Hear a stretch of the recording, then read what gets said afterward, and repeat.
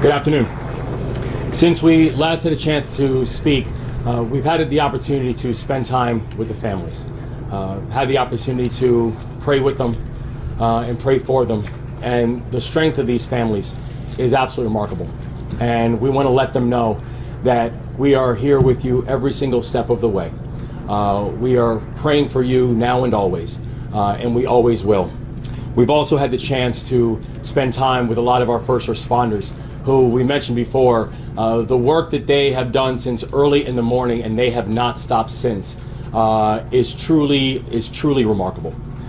These are individuals who in the middle of the night jumped into some very challenging environments, some very challenging territories, and have not stopped in their quest to making sure that each and every person is seen and supported and lifted up.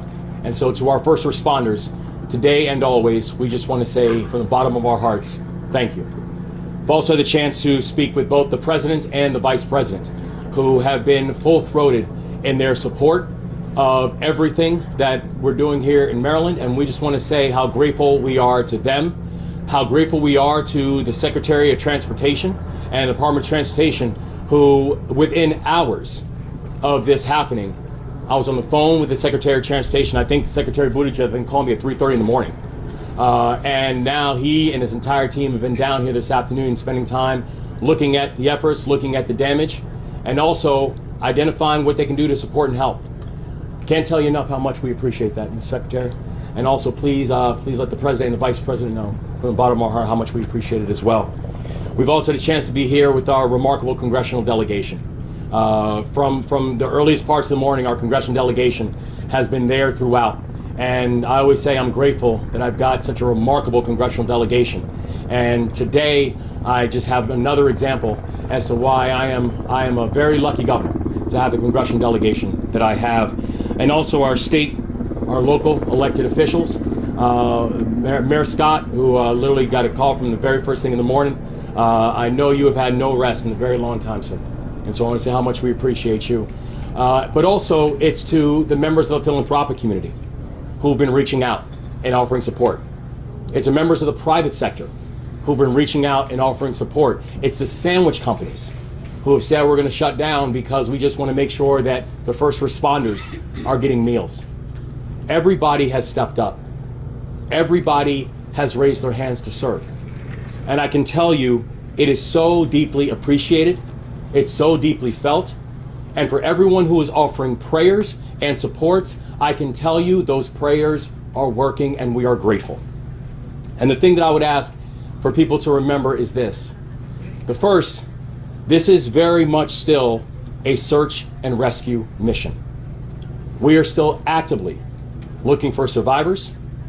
We know, and that's the pledge we've made to these families, and this is still very much an active search and rescue mission. And there is not a single resource that we will hold off on deploying. I have already authorized the deployment of everything from air, land, and sea resources to make sure that this search and rescue operation is carried out to its fullest intent. The second thing I want to remind people is that this will not be short. There's going to be a long road. There's going to be a long road, not just as we go from search and rescue. There'll be a long road as we talk about what does the future of this region, the future of the area look like. And we're going to need each and every one of you. We're thankful to have partners like what we have in the Biden-Harris administration. We're thankful for the partners that we have in our federal delegation. We're thankful for the partners we have in our state and local leadership. We're thankful for the partners that we have in the private sector and the philanthropic community. We're thankful for the partners that we have within the Moore Miller administration. We're thankful for each and every one of you, both Marylanders and non-Marylanders who have reached out and offered support. We feel it. We need it. And we are truly grateful for it. And I think just in this time, this state has been able to show what it means to be Maryland tough and Baltimore strong. And this state and this city will continue to show exactly that. And so with that, I want to turn it over to our Secretary of Transportation, Pete Buttigieg, with a deep sense of thanks and appreciation. Oh, I apologize. Before I turn it over to Secretary Buttigieg, I want to turn it over to the dean of our delegation, and someone who has been leading from the front this entire time, and we are deeply grateful for the leadership of Senator Ben Cardin. Governor Moore, first of all, thank you very much for getting our whole team together to meet this challenge, and our prayers are with the families of those that are lost at sea at this moment. As the governor said, it's still a search and rescue, so we are hopeful and we are with the families. I also want to underscore our thanks to our first responders. They did an extraordinary job, acting very quickly and saved lives. So we thank our first responders for everything that they have done. I just really want to underscore a couple points.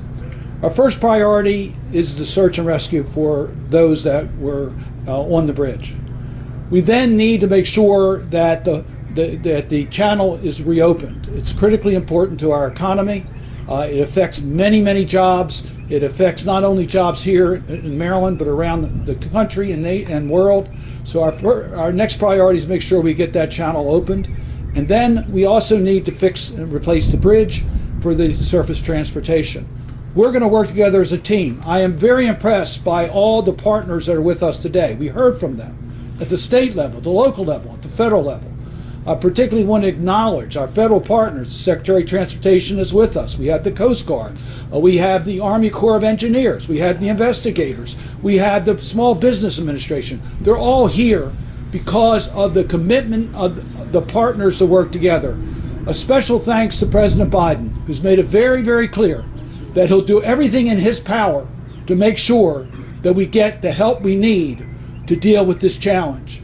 But as Secretary Buttigieg told us in our briefings, he's going to need the help of Congress in order to get things done. So I want to acknowledge our team, Senator Van Hollen, my partner in the United States Senate on the Appropriations Committee, the work that he's doing. Congressman Mfume is here. Congressman Trone is here.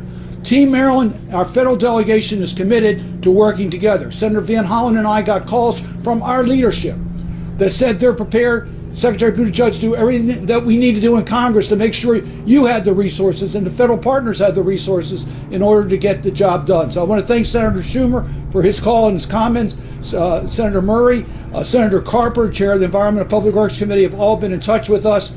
It is a team effort, and we're going to make sure that we do everything we can to protect our economy and protect the people of our state. And with that, let me just turn it back to the governor or Secretary Buttigieg.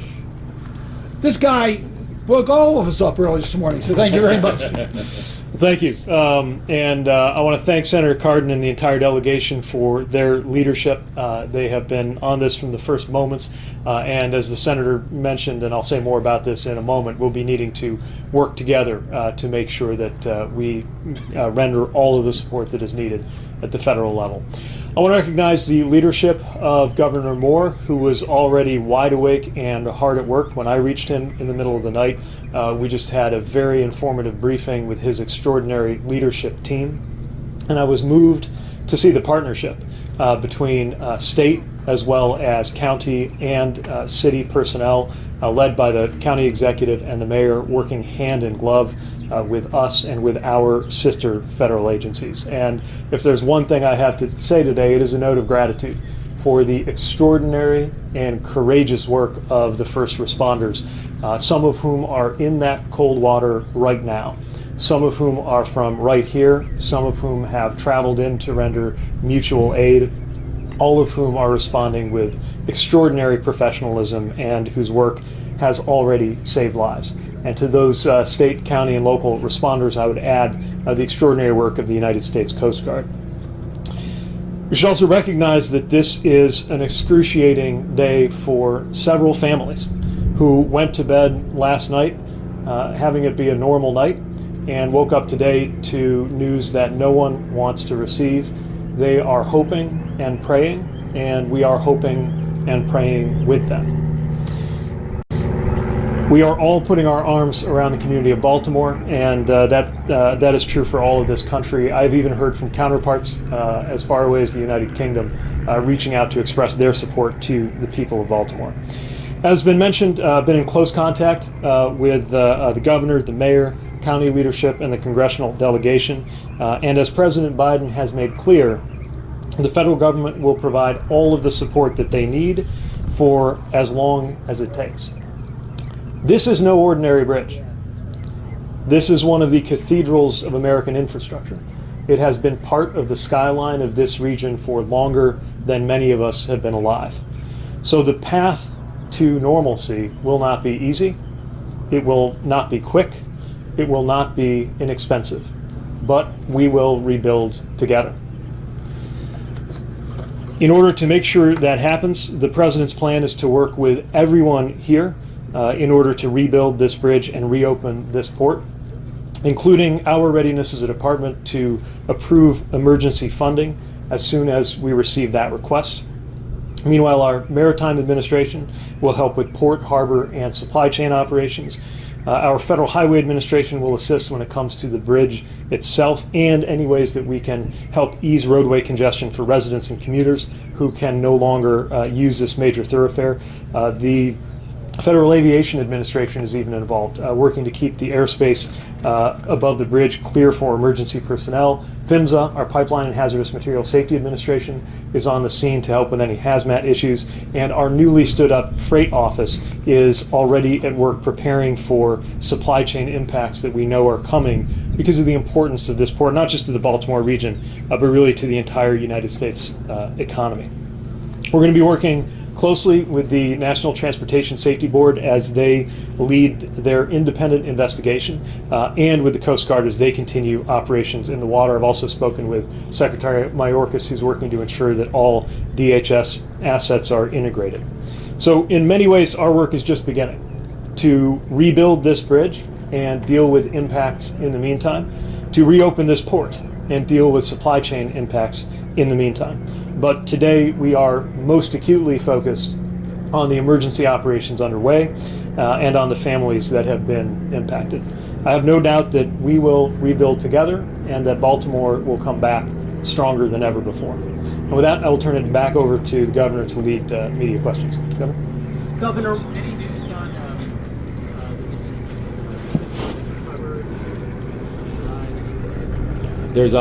There's no new information about the search efforts that we know that we still have the 6 individuals who are missing.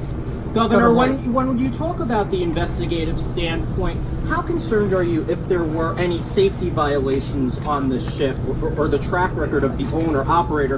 And Mr. Secretary, if you could speak to that as well, do you have any concerns about that? Mayor Scott, we also didn't hear from you. What are your thoughts on this tragedy today? Well, I'll take it first, and I can pass it off to Mr. Mayor. Thank you. I know there's a thorough investigation that's going to be going on about everything that took place last night, the things that led up to it, and also the aftermath. And so I don't have any further comments about any concerns that we have about the companies that are involved, because there's still a thorough investigation that's going to take place. Thank you, Mr. Governor. I think we all know this is an unspeakable tragedy. And while, as the governor just said, the investigation is still underway, all of that can wait. Right now, this is about the lives of those individuals that we are searching for and nothing else. Everything else, this team of folks will work together to make sure that we rebuild and do everything we need to do for our port. But right now, we need everyone to understand this is about the lives and those families who are deeply impacted. Mr. Secretary, this is, we've seen now several bridge collapses happen over the past couple of years. Obviously, this was a catastrophic event, but that bridge fell very quickly. How concerned should Americans be about the bridges that they're traversing every single day in this country? Well, this is a unique circumstance. I do not know of a bridge that has been constructed to withstand a direct impact from a vessel of this size. What I will say is anytime anything happens to any bridge, we as a country take that and learn from that. Learning from incidents as diverse as what happened to I-95 in Philadelphia, what happened to I-10 in Los Angeles, or another case that we're learning a lot from here, which is the 2007 collapse of I-35 West in Minnesota. Let me emphasize that was a very different circumstance with very different causes, and the NTSB by design is independently leading the investigation into what those causes are. No question that we will take all of that information and apply it in our future work. Mr. Secretary, how long are you preparing for the shipping channel to be closed? And you mentioned supply chain. What else are you doing to make sure other ports are prepared to maybe take on some of that? Well, the port here in Baltimore does the most vehicle handling of any port at all, and that's just talking about the vehicle side. You also have container traffic, you have bulk traffic. There is no question that this will be a major and protracted impact to supply chains. It's too soon to offer estimates on what it will take to clear the channel and reopen the port. There is one part of the facilities here, Trade Point, which is located at Sparrow Point, which is outside of the part that's blocked. But the main part of the Port of Baltimore is, of course, inside the channel that has been blocked.